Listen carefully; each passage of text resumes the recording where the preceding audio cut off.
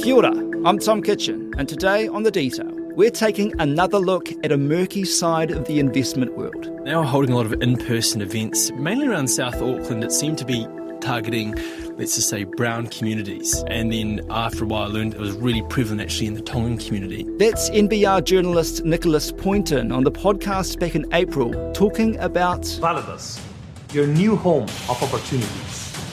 The future is here. Validus is a complex, multi-level marketing scheme promising big returns for the people buying into its finance courses. They said for 100% of the money you spend on a package, they will take and they will invest that into what I call a smorgasbord of crypto, NFTs, company stocks, foreign exchange, and they'll pay you a 2 to 3% return every week for 60 weeks, resulting in a compounded return of 350%. Like, the way that they position it was truly astronomical figures that they were talking about. And it's raised plenty of eyebrows. It's being investigated by the Commerce Commission. Back in February, the Financial Markets Authority issued Validus with an interim stop order, temporarily banning it from operating for 30 days.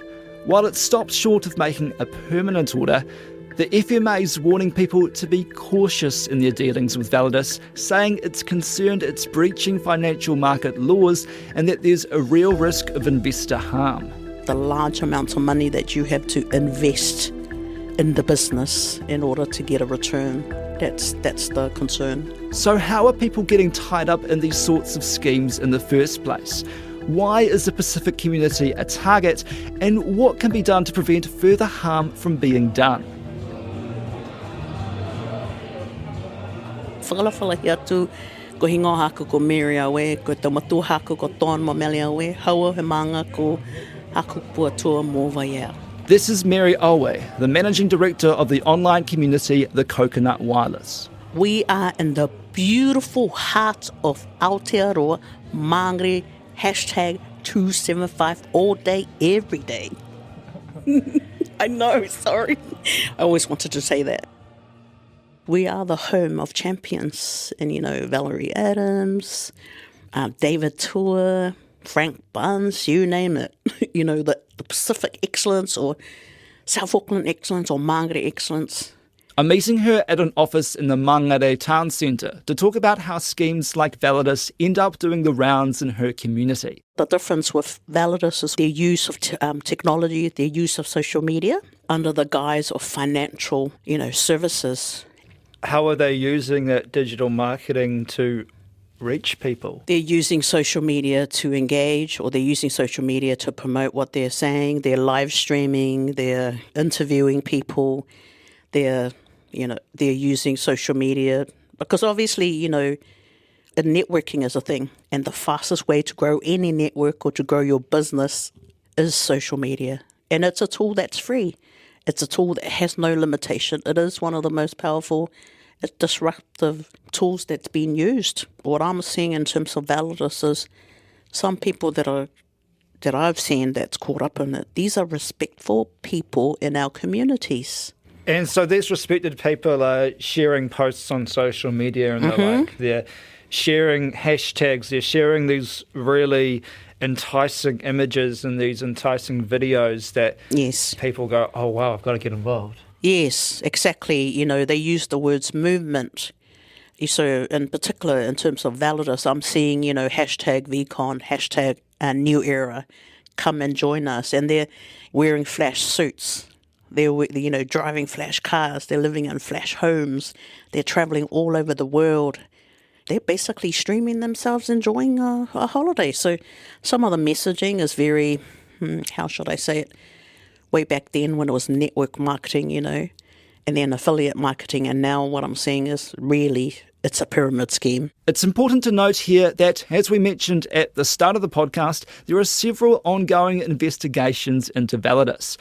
Over in Australia, though, regulators have said Validus has some of the characteristics of a pyramid scheme. Mary explains how people are being caught up in it. It could be a person that you've known all your life. They calls you up and say, how are you going? And then, they invite you to a meeting, which either can be online, but, they're also doing big events What are people being asked to invest? I'm seeing on what I'm also hearing is, $5,000. That's a lot of money for our communities. Around the world, investment scams are on the rise, and New Zealand's not immune. Investment scams are probably the most concerning ones for us because they net such large amounts of money and they affect people really heavily. We'll hear more from Jordan Hairsping, the Incident Response Team Manager at CERT, a bit later in the podcast. But first... Malo lele, Bulavinaka, Nisam Bulavinaka, and warm Pacific greetings. John Pulu is my name, born in the Friendly Islands, the Kingdom of Tonga. John is the co-host of Tagata Pacifica and hosts a radio show on Radio 531 PI. I'm talking to him about the financial pressures many in his community are facing and why they might be falling victim to scams. We don't earn a lot, and we work in jobs that we don't get paid enough or a lot of money. So there's already enough a strain on the budget for families, and we have big families as well with our Pacific community. And add on the community obligations, we have family obligations, church. There's always something for us, and the other thing is the remittances. That's a big thing for us because all the Tongan communities or different parts of the world will always send money back home to our families. So there's all that weight on our Tongans who are living here in New Zealand and other countries to always provide. And we still have that very communal village way of life. And it's a beautiful thing. We look out for one another. They say, love thy neighbour. We always look out if your next door neighbour is struggling, you give them a bit of help as well. So a bit of financial help. A bit of financial help. But at the same time, there's a danger to that because people are just signing up to scams, or they're telling their neighbour, hey, this is good, you can get some money as well. But it doesn't always end well, which is the real concern. Why is it so easy for some of these scammers to come and talk to these Pacific communities and get them on their side? I think because they know that we are able to get a big group and we can share with one another and go, oh, hey, I heard about this scheme. It's great for me, so I'm sure it's going to be good for you. So I think we have the numbers to sign up, and I feel for our families because, as I mentioned, we already have so many other things to take care of, not just the normal bills at home, but also our other obligations, and coming back to another example of the church obligations, they read out your name and also the amount you contribute, So oh, really? At church?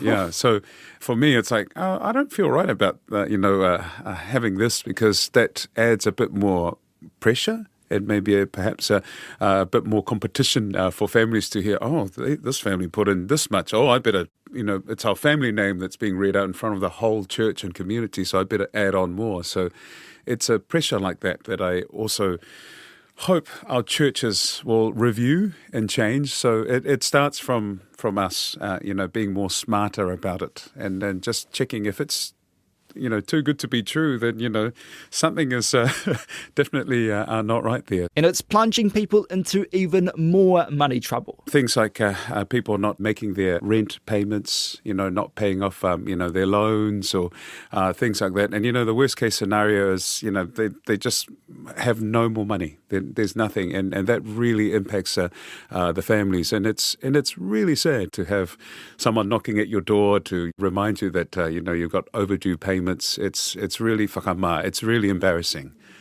So it is quite sad, and I'm also surprised as well with the people that are falling for this type of scams. Like, how are you surprised? It's interesting. The people that I've been speaking to, they're signing up because they're talking to their own relatives. There's a huge sense of respect for one another, that whatever their relatives are telling you, they just go with it. So it's the word of mouth. It's another powerful thing. And also people on social media now are all sharing all the different types of the schemes and signing up one another. So I'm surprised in that way is that it's not like the Pacific way or the neighbourly way to, hey, come and join me, but you might also get scammed or something like that. Natalie Vincent is the head of microfinance at Good Shepherd. It's an NGO that helps people in economic hardship, including those who have found themselves in unmanageable debt. She spoke to our senior producer, Sarah Robson. It goes through peaks and troughs, it seems, for us, that this scamming We might see a lot of it at sometimes, and then it goes underground. You don't hear it for a while, and it pops up again. We get a lot of the information or the intel about that from financial mentors that we talk to, or those working in other social service agencies that may notice this from time to time, or have people trust them to share their story. And those people have then got to a point where their debt has become unmanageable and they come through to us. So that's sort of how it lands on our lap.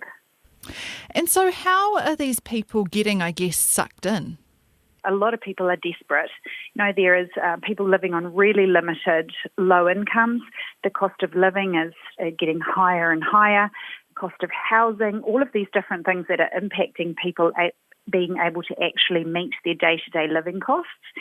And they get sold a dream. They get sold hope. And this isn't just happening in the Pacifica community. This is widespread across all ethnicities, demographics. Yeah, I don't think that being scammed is unique to particular ethnic groups. I think what we do see in certain groups in the community, though, is there is this sort of collective approach to well-being and shared resources, and that can open up opportunities for people to be taken advantage of. I mean, my observation would be that that's sometimes less likely when there's more of an individualistic approach.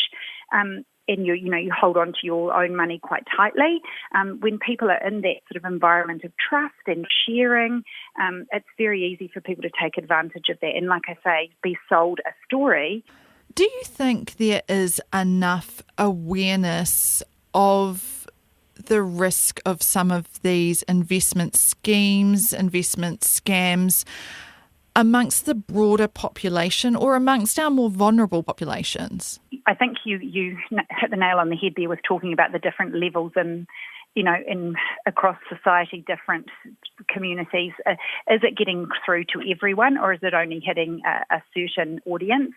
There is a lot of talk about scams and online scams and that type of thing, but are we getting the message through to those communities that are more vulnerable to being caught up in these scams? And I suspect that we're actually not, or we're not providing the information in a way that is accessible or equitable in its delivery. So whilst it's out there and we may seem to see or hear quite a lot about it, is the messaging reaching those that we know are more likely to be targeted by these scams? And perhaps it's not. I mean, I would suggest it's not, yeah. And I guess digital literacy comes into this as well. I mean, I opened my banking app on my phone this morning, and up the top it had a little banner saying, beware of investment scams, they're on the rise. But not everyone's going to be accessing these sorts of services. No, that's quite right. And access is an issue across, all sorts of opportunities, socially, financially. People don't have access to mainstream services. And, you're thinking you get into your app and it's giving you a warning. For a lot of people, these scams and schemes are much more hands-on than that. They may not even be digitally related. They're actually a communication between a family and a friend. Hand over, a couple of $1,000, leave it with me. I'm going to put that into this and you're going to get really rich. It's going to be great. So that is just completely based on trust. Are people willing to ask for help? Do they know who to turn to for help? Or is this something, when you get sucked in by a scam, something quite shameful? Oh, absolutely, and that's why I think it's often a very undercover, right? We're not hearing enough of the stories and enough of the impacts of it because people keep it quite close to their chest, particularly if you've been scammed by somebody that you trust, a family member or a friend, or you feel ashamed, you feel a little bit foolish. How did I get sucked into that? How did I let that happen? But if it's family or friend, it's very often people don't want to throw that person under the bus. They don't want to say, look, I'm going to report you. I'm going to tell someone about you. You did, so then these things just perpetuate. That goes on and on and on. So shame and guilt is a very strong feeling. And we get told that often. Again, that comes down to education. if this has happened to you, who do you go and talk to? Go and talk to somebody. And we sort of encourage people to talk to anybody. Like, don't just keep it to yourself. Talk to, a financial mentor, call up Commerce Commission, talk to your bank. Just tell somebody that this has happened to you. I mean, what would your advice be to someone who is talked to by a trusted friend, family member, someone in their community who is offering them what seems like a really good opportunity to maybe make an investment? Look, we would suggest that, like we just talked about, if it sounds too good to be true, it probably is. Take some time, take a pause. Say to that person, look, thanks for that opportunity. Leave it with me. I'm going to go have a think about it. And then take that information, talk to some professionals, go and talk to your bank, talk to a financial mentor, do whatever due diligence you can, and then just look, closely and say, look, if I put $500 in this, can I afford to lose that? If it looks like actually it's legit, can I afford to lose the money that I'm going to put into that? And obviously we would say do not borrow money to invest in these things. We never see any positive outcomes of that. Back to Jordan Hairsping at CERT. If you listen to our earlier podcast about scams, you'll know there are a number of different agencies responsible for monitoring scams and taking action. There's a Commerce Commission, the Financial Markets Authority, as well as CERT.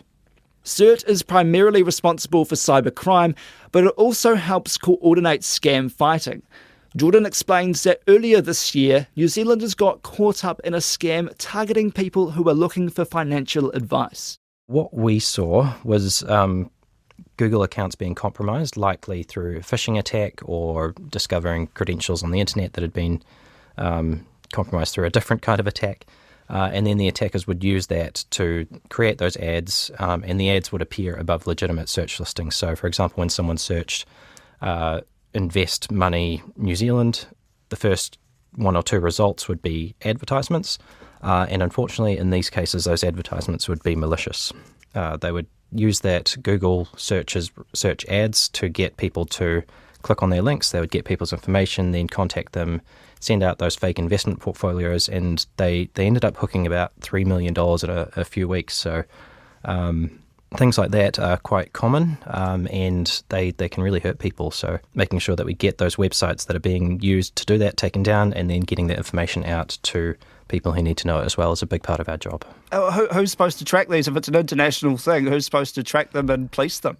That's a tricky one, right? So our job is not enforcement or attribution. But what we do is when we get reports where money has been lost, especially significant amounts of money, we will refer those on to the New Zealand Police, and then they can work through their channels, such as Interpol, to try and get some further action on that. Often they don't have all the details. That's another part of the internet is, sometimes things can be done in some sort of anonymity. Yeah, but they do what they can with the information that's on hand as well. So how do these big international scams reach New Zealand? I mean, the internet's a big place. There's no borders, and that's quite a cliche when we talk to tech people. It only takes a few clicks of a mouse to get something from one side of the world to the other. It's very open for people to communicate, and that's both a positive thing and a thing people need to be aware of when they're working and dealing with financial things on the internet. How do particular communities actually end up being targeted? Like, we're quite focused on the Pacifica community for what we're doing here. How do these big scams reach these communities? If we look at particular communities, there's lots of ways that people can translate things from English or their own native language to other languages.